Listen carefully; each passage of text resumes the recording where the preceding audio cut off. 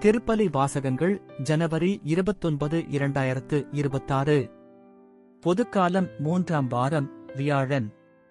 முதல் வாசகம் சாமுவேல் 2ஆம் நூலிலிருந்து வாசகம்.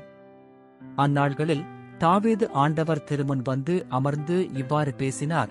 என் தலைவராம் ஆண்டவரே, இதுவரை நீர் என்னை வழிநடத்தி வந்தமைக்கு நான் யார்? என் குடும்பம் யாது? இருப்பினும் என் தலைவராம் ஆண்டவரே, உம் திருமுன் இது சிறிதே. உம் ஊழியனின் குடும்பத்தைப் பற்றிய எதிர்காலத்தைப் பற்றியும் நீர் பேசியுள்ளீர். என் தலைவராம் ஆண்டவரே, மனித வழக்கம் இதுவல்லவே. என்றும் உம் மக்களாகவே நிலைத்து இருக்குமாறு இஸ்ரவேலரை நீர் உமக்குரியவர் ஆக்கினீர். ஆண்டவரே, நீரே அவர்களின் கடவுள் ஆனீர்.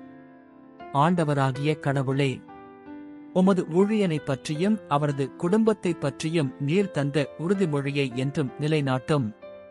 நீர் வாக்குறுதி அளித்தவாறே செய்யும். உமது பெயர் என்றும் மாட்சி பெறுவதாக. அப்பொழுது மாந்தர் படைகளின் ஆண்டவரே இஸ்ரவேலின் கடவுள் என்பர். உமது ஊழியன் தாவீதின் குடும்பமும் உம் திருமுன் நிலைத்திருக்கும். ஏனெனில் படைகளின் ஆண்டவரே, இஸ்ரவேலின் கடவுளே, நான் உனக்கு ஓர் இல்லம் எழுப்புவேன் என்று உமது ஊழியனுக்கு வெளிப்படுத்தியவர் நீரே. ஆகவே இவ்வாறு மன்றாட உம் ஊழியனுக்கு மனத்துணிவு ஏற்பட்டது. தலைவராம் ஆண்டவரே, நீரே கடவுள்.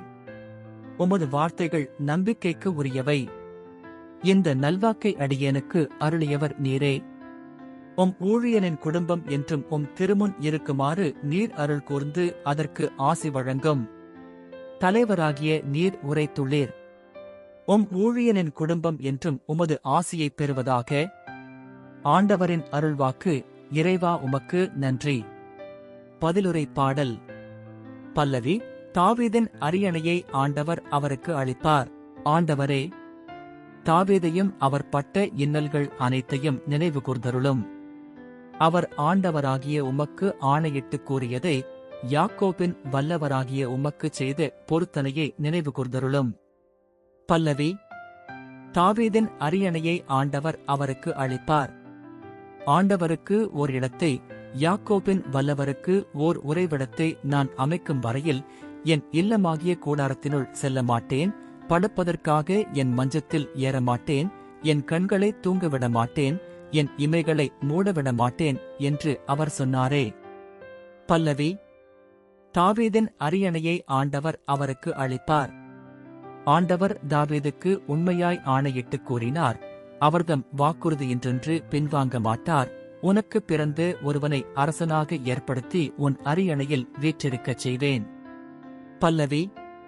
தாவீதின் அரியணையை ஆண்டவர் அவருக்கு அளிப்பார். உன் மைந்தர் என் உடன்படிக்கையையும் நான் அவர்களுக்கு கற்பிக்கும் என் நியமங்களையும் கடைப்பிடித்தால் அவர்களுடைய மைந்தரும் என்றென்றும் உன் அரியணையில் வீற்றிருப்பர். பல்லவி. தாவீதின் அரியணையை ஆண்டவர் அவருக்கு அளிப்பார். ஆண்டவர் சீயோனை தேர்ந்தெடுத்தார். அதையே தம் உறைவிடமாக்க விரும்பினார். இது என்றென்றும் நான் இளைப்பாறும் இடம்.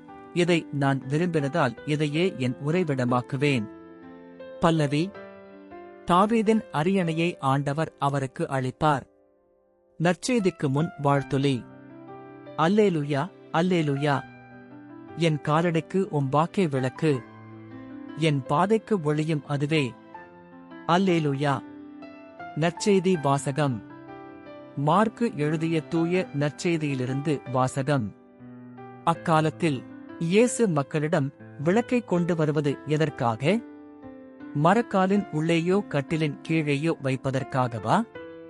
விளக்கு தண்டின் மீது வைப்பதற்காக அல்லவா? வெளிப்படாது மறைந்திருப்பது ஒன்றுமில்லை. வெளியாகாமல் ஒளிந்திருப்பது ஒன்றுமில்லை. கேட்கச் செவியுள்ளோர் கேட்கட்டும் என்றார்.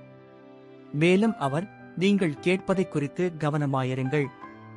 நீங்கள் எந்த அளவையால் அளக்கிறீர்களோ அதே அளவையால் உங்களுக்கும் அளக்கப்படும், இன்னும் கூடுதலாகவும் கொடுக்கப்படும்.